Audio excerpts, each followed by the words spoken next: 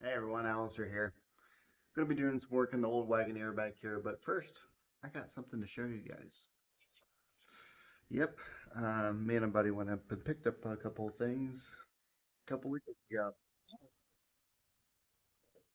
Hey, there it is.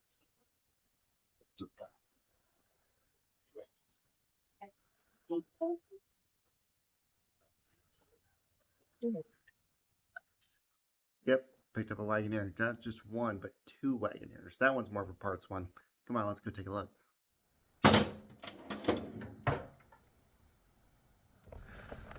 So both are 87s. This is the first one. This one has seen better days. It was actually in an accident. This one's more of a parts one. And it is rough, very rough, to say the least. This was sitting down on the gentleman's property, down in the woods pretty much. Good old Oregon coast woods, you know, it's an ecosystem.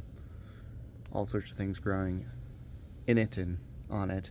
The rear end's locked up on this one too, or at least we think, I'm not sure yet. That's what I'm going to been doing today too, is I'm going to jack up the back end and try to unlock the rear end, because when we got it out of the hole that it was in, it was a long driveway that we had to pull it up, gravel driveway about as wide as the Jeep. Fortunately, my family member came and saved us with his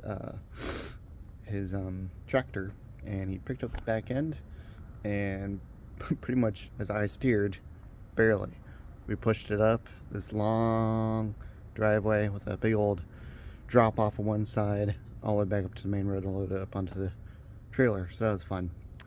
So yeah, this one is just a parts one, but this one over here is the good one, minus the flat tire. So both of these have been sitting for about 10 years. Gentleman parked this one because fortunately he spun a bearing, dropped the oil pan to check it. Sure enough, motor was toast. Fortunately, he left the oil pan off, so the last decade it's been sitting with moisture going up into the engine, so it's all rusted and whatnot. Gonna have to pull the motor and take a look at it. I was told that one has a good motor, but it's very questionable right now. Yeah, I'm messing with that one right now because it looks like it's been on the bottom of the seafloor, like Titanic status. But anyways, cleaned it up, pressure washed it, and it ain't too shabby actually. It's pretty straight for the most part. Originally, the reason why he bought that one actually was he hit a deer with this one.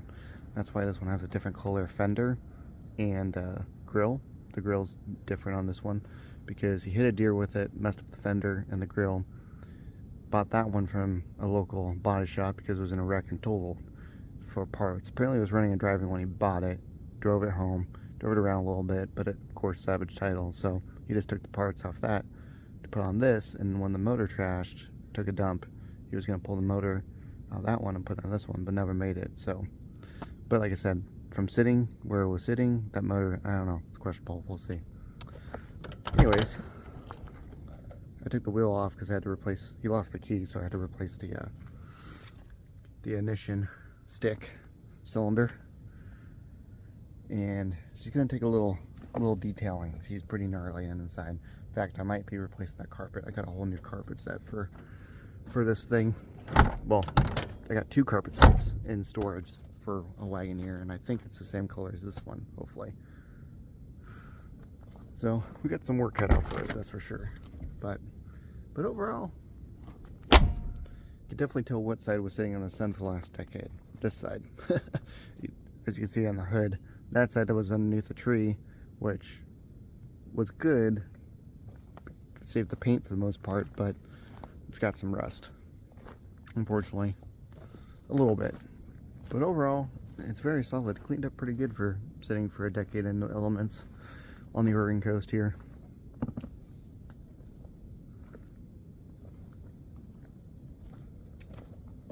Got the hood emblem. Ooh.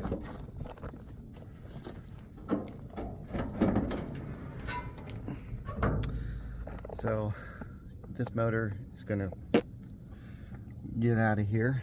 I'm gonna have to pull this 360. And I took the carburetor off already, because actually, believe it or not, other than being a little oxidized from sitting for the last decade, it looked like a pretty new carburetor. And I looked at the date. There's a date on the remanufactured date or whatever, and it was like 2008. So relatively new carburetor. Granted, I'm still gonna pull it apart and rebuild it and clean it because it's been sitting, you know. But so that's cool. Oh, that's interesting.